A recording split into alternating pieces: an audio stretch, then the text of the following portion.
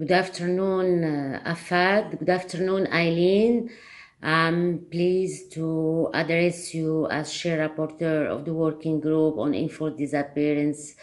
And thank you for giving me this opportunity to mark the International Day of the Victims of Info Disappearances with you from Rabat in Morocco.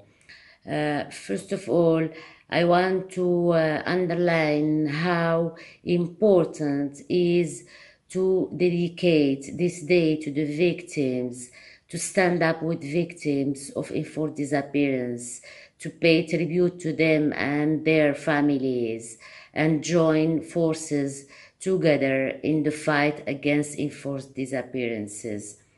In many countries and in different regions, families and NGOs who are allowed to celebrate it are celebrating this day in many languages and in different contexts. But the objective remains the same.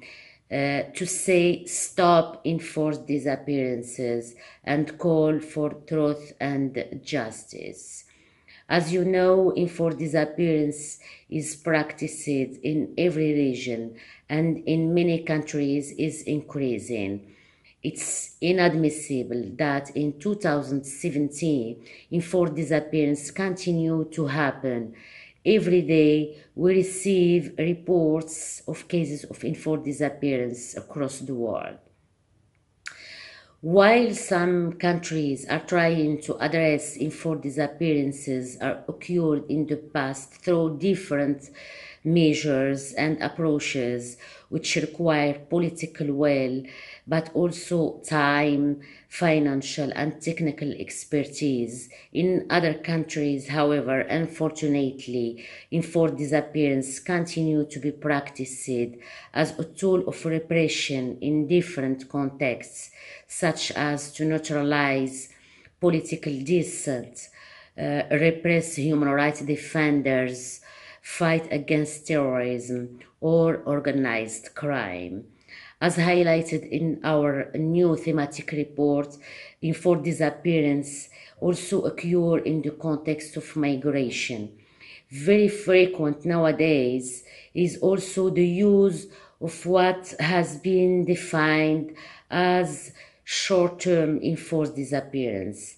As the working group has repeatedly indicated in various reports and statements, there is no context justifying enforced disappearances, and there is no time limit, no matter how short, for an enforced disappearance to occur.